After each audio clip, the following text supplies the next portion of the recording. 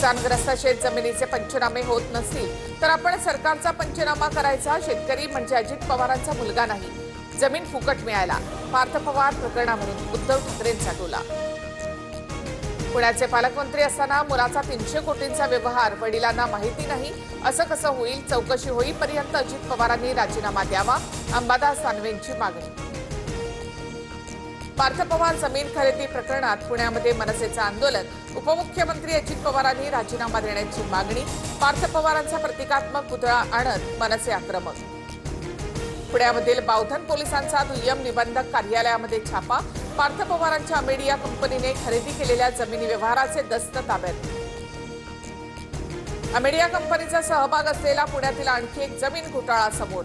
कृषी विभागाच्या जमिनीवर बेकायदेशीर ताबा मिळवून अपहार केल्याचा आरोप. दिग्विजय पाटील, शीतल तेजवानीसह तहसीलदार येवलेंवर गुन्हा दाखल. पुणे जमीन खरेदी प्रकरणात मूळ आरोपीला वाचवण्याचा प्रयत्न. अमेडिया कंपनीच्या सर्व भागीदारांवर कारवाई व्हावी. अजित पवारांनी तेव्हाच रोखलं असतं तर आज ही वेळ आली नसती. वडेट्टीवारांची टीका.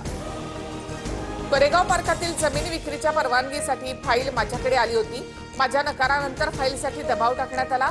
नंतर 2013 मध्ये थोरातांनी सुद्धा परवानगीसाठी नकार दिला. खडसेंची माहिती.